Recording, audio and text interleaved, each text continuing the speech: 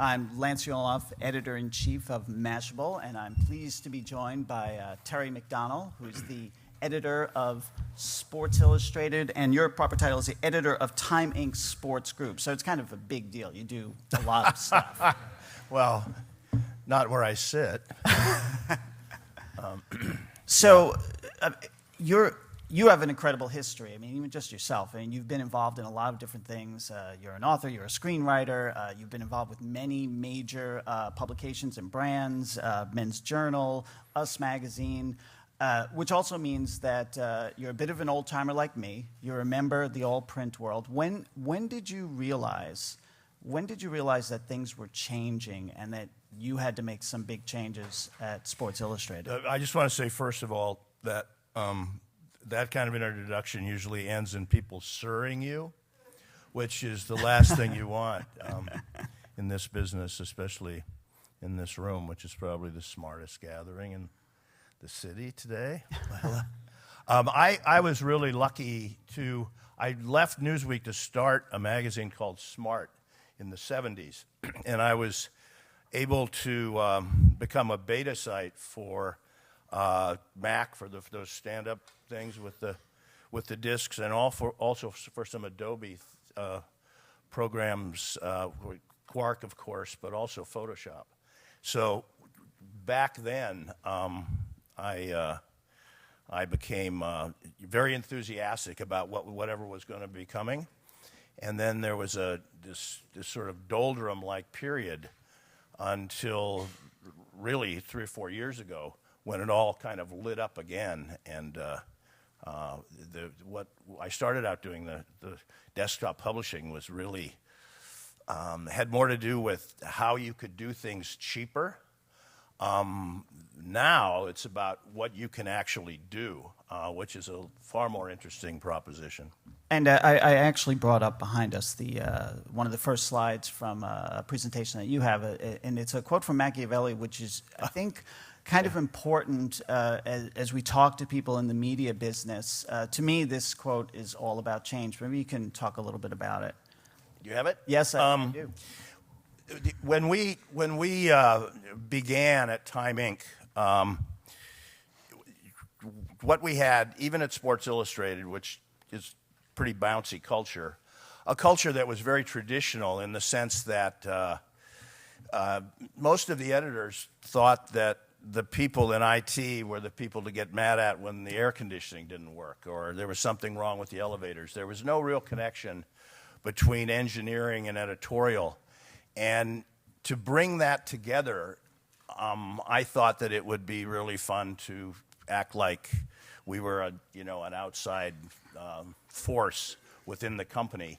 And so when anybody joined the project that we were doing with the iPad video, which was before we'd had an iPad really in our hands, I sent them this and welcomed them to the Machiavelli Club. The engineers loved this because they got to go to more parties, and ultimately it led to an integration all across Sports Illustrated that changed many, many jobs. None of us have the same job we had 3 years ago. And there are a surprising number of people at Sports Illustrated who weathered the transition. I mean, people who've been there 15 years or more who have actually made the transition from sort of a print cycle, a print world, to digital distribution with you. Well, we all have.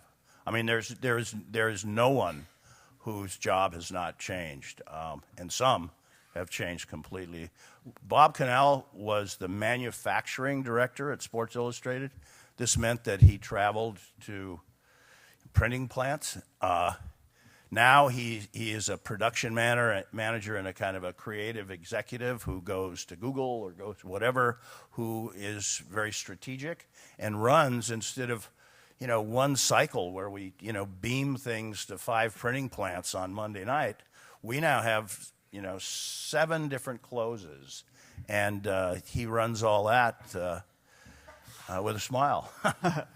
And more interesting. You guys were really aggressive about this, and that you were so anxious to get on the tablet that you did something which I thought was interesting. I wish I could see what it looked like. But what did you guys do to sort of prepare to get on the tablet? You did something with an HP? Yeah, David Link and the Wonder Factory, which was the, I guess, digital agency that was helping us, really gerrymandered together an HP machine that we could sort of make work. As a tablet? Yeah, and as in a other tablet. words, It stood, you had to turn it and it stood do you up. still have that? I do. I Because should have HP brought could it. use it. I know. I told them, Phil McKinney, I told them that, and I thought that they would be very interested in it, and actually it made them grumpy. Yeah, well, But- and the rest is history. Yeah. You guys also did meet as a group with Steve Jobs. Well, what happened was that we were trying to imagine what what an iPad would look like, and then we finally, out of desperation, made that video with the one with the zombie hands and the that's what we thought was going to happen. Then he came when it was finally time to show the product, the appliance, whatever. He came to Time Inc. and met with, I guess, maybe 8 or 9 of the editors of the larger titles, and we all got an iPad, and we're standing around a table, and we were all, I especially was all riled up. I had known him from the 70s when he gave me the first Apple II. yeah, Apple II? yeah. But I mean, we're not friends or anything like that. So we're all ready to have a great meeting about the future of Time Inc. on iPads. And someone said, basically setting me up for what I expected to be the greatest, digital compliment session that I'd ever had, what he thought of the video we did. And he said, I think it's really, really stupid. And I was sad, but we were all kind of stunned by this because it was not stupid. In fact, it anticipated everything that he was doing. But I learned a big lesson in this because the meeting became a little more tense. But we all got through it, and it was relatively cordial. But and then later that day, I got a call from someone at Apple who had been, up to speed on what we were doing, who said that, well, Steve wanted you to know that was pretty much a negotiation tactic. And the lesson in that was that in spite of how much fun it was to develop what we were developing and fool around with, these ideas, that maybe the most important thing in the next couple months was going to be that business model, and who could crack that, and who could be in business with whom, and how that would change into the future would really, at least in the short term, develop the success of traditional magazines making this leap as much as actually, the experience for the user, which was, horrible from my point of view. So I just pulled up some of your early sketches, which I like.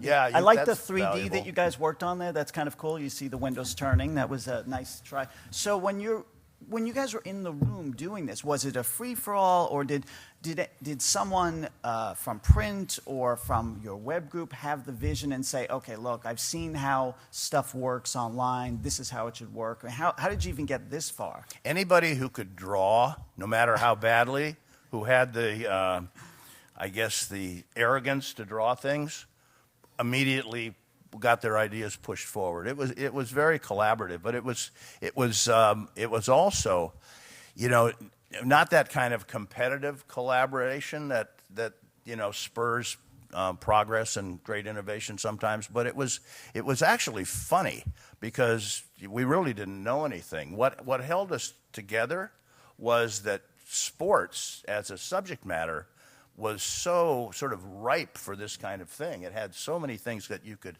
easily translate to this, and all the infographics and statistics and so all the stuff that we don't care about as much as we care about, like the soul of sports, et cetera. But it was all sort of laying around there on the floor to build into, Rector set like into stuff. As you were doing this, and obviously you come from, you had the website, You had the print business, but did you realize as you were building a tablet product that there was something missing, that you had to augment something as far as your content team or even technology that you guys had never really tried before?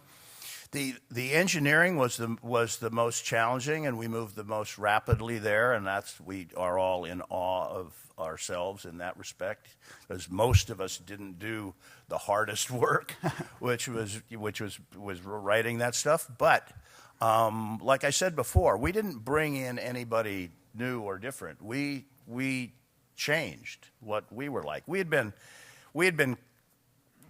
almost completely integrated with the website, Sports Illustrated is not the web. It's not a bunch of city states. Everybody shares a lot of things, and the content moves around, especially the people who create it. Is that something that happened fairly recently? The print and web working closely together, or is that? I couldn't. When I got to Sports Illustrated, that was the first thing I tried to do, because you couldn't. We were. The website was in Atlanta then. This was 2002, and it was treated like, redheaded cousins. It was whoever annoyed the managing editor most in meetings was assigned to go work on the website in Atlanta. When in fact, that was where, you wanted to put all kinds of firepower. So what happened was we brought the website back to New York. We started moving people around so that they could work on wherever they hadn't worked before. They worked there now for a while, and back and forth, and pretty soon that worked out pretty well. So it was about increasing agility at the same time that all of these great appliances were coming. So that especially is especially important now that we're putting live feeds and all of our Twitter feeds into everything that we're doing, which I thought originally was the table stakes. If you weren't going to do that, you might as well. You weren't going to really bring anything new. Right. So, and you really do put. I mean, you've got the print, you've got the web, and then the tablet, which has yet even more functionality and more information. You are developing, even though you're creating the print book and it goes out to these different formats at the same time, and you use something called Woodwing. Yeah. Right? Woodwing. I got to ask you, what does Woodwing mean? And this is it's a technology. It's literally allowing them to push out one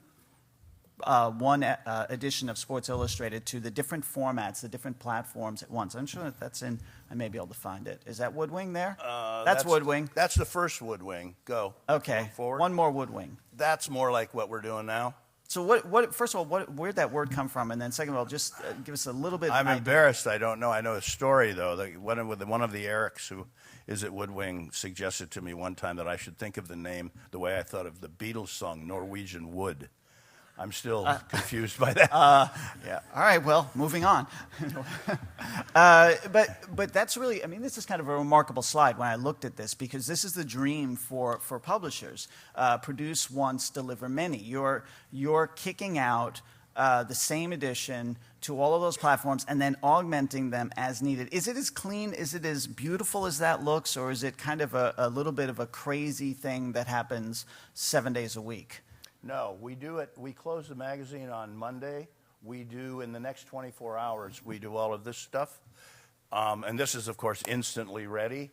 So by the time the magazine rolls off the 5 printing plants around the country, all of it can be released. One of the things that we're especially proud of, this was led by Chris Herzig, who's the creative director, is that we used to do maybe, 5,000 pages a year. 3,500, 4, depending on the Olympics. Now we do, over 100,000 pages, maybe 200,000 pages, depending on how you count, through all the different aspect ratios and the slideshows and all of the stuff we put in this. And we do it with 9 people. Mashable asked you, I guess earlier this summer, asked your staff about this and about creating the magazine for these different aspect ratios. 16:9, which are the Zooms and the Galaxies. 4:3, which is the iPad and the dearly departed touchpad. And they said that it's not always easy. They said that sometimes they have to move things around to make it work. I mean, how difficult is it? I just keep thinking about that point at which you've got a finished product, but you're doing all this other stuff to satisfy these platforms? I think of it as a kind of finished carpentry. It's we're shrinking and expanding now more than we thought we would, but it's really about checking. What happens is, a dash will fall off on the Galaxy because it's a little bit different, and so they don't care about dashes. You check that. I mean, the automation that we need is checking automation. The creative stuff at the beginning, we're still handmade to a degree. That's the fun part, and that does not. It's a day for us. That's exactly what it is. So, as you were making this leap, and one of the things you showed in your video was the innovative advertisements. I'm curious about how hard it was to lead your advertising partners from their traditional look and feel and the work, even just traditional, both print and the web, to something more on tablets. I mean, what was that experience like? We had it's sort of a start, stop. We're waiting for the big start again. Mark Ford is the president of the SI Group. He's my counterpart on the business side, and I went to Chicago to call on an agency, and we showed them a couple spots that David Link and I had put together based on just what was sort of laying around on the Gatorade website and on the Ford website. And we made these hot videos that Steve probably wouldn't have liked. But we showed them to this small group, and we were expecting some questions about how'd you do that, how can we come involved. The first question we got was, how much will it cost for us to be in there with you? We were just, happily shocked. On the spot, Mark Ford made up something he called an innovation sponsorship, and it was going to be $100,000. And so that first year, we had a number of these innovation sponsorships where we shared all of our stuff, everything we were doing, with a number of advertisers and developed a pretty good relationship with them and helped them make, some very interesting pieces that we're all proud of. I think now with ABC a factor and, all sort of just straight flat, in my case, horrible, Viagra ads going in. I can just see that tweeted. I just got the company. I don't know. Less enhanced advertising makes for a diminished experience, and the drive to put every ad in every device is not my favorite strategy. But I think that that's going to be discussed because some advertisers are totally enlightened and look at their ad as the gateway to what it could really be a channel. They could program it with sitcoms or whatever they wanted, keep the users as long as they could. So from advertisers to revenue, you told me that the revenue model has evolved. So it's 55% print, 30% digital, and 15% marketing. I believe that's what you said. So just as far as the digital side, obviously it's growing. But so your costs must be growing as well. I mean, is there a good balance there? It takes more. It's got to take more people and more development engineering to build for all these platforms. Do you see it as a balance, or is that something you work hard to maintain? No, I think we're zooming ahead. None of this stuff takes a lot of paper. So manufacturing costs are the biggest problem, and we're not making any appliances.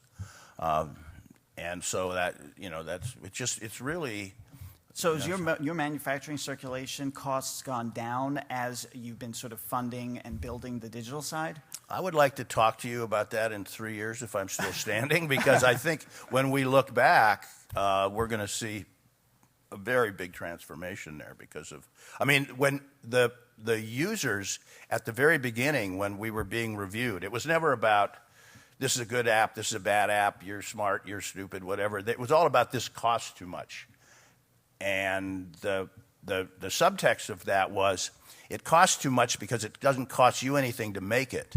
You don't have to print it. There's no paper, there's no ink, there's no trucks riding all over the Midwest dropping these off at 7-Elevens. It's not costing you anything. How dare you charge what you charge for a print copy? Well, so, and we are, because... So you're a success story. We're running out of time. We got about 2 minutes here, but you're a success story, and I'm sure a lot of people in this audience want to understand why Sports Illustrated is succeeding while others are not. Why we don't see stories, for example, that you've delivered like a really large file to your subscribers that's eating up half their space. And everything you've talked about, even the process of this, everything seems and sounds really happy. I mean, if you put it succinctly, what is the secret to Sports Illustrated's success in this regard?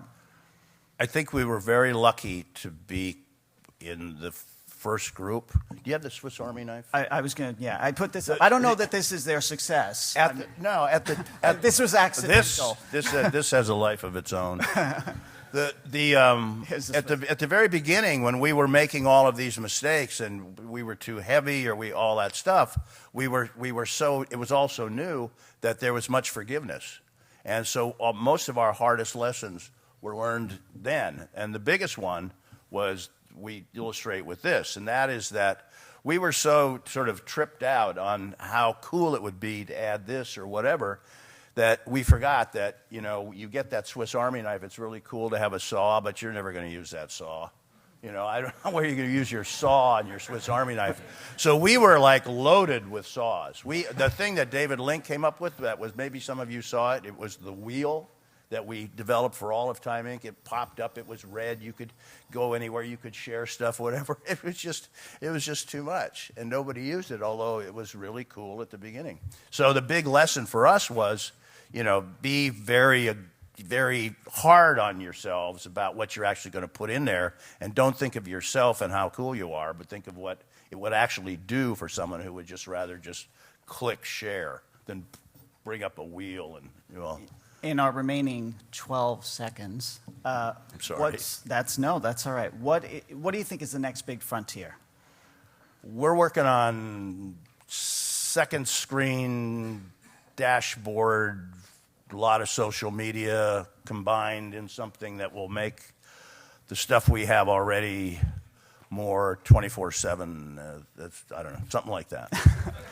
If you look at the original, his business plan, it'll be printed later. You can all get it. If you look at the first video, at the end of it, there's a suggestion that we want to put a game in, so that you can play along, checked in with, use stats, have some sort of engagement with a football game, and play both the Patriots and the Jets, while the Patriots and the Jets are playing each other. Sports again. It could all be. It could be gamey. It could be a lot of things. So we're working on that. We'll look for that. Terry McDonell, I want to thank you for taking time to talk to us about the digital success of Sports Illustrated, and thank you very much. Thanks, Lance.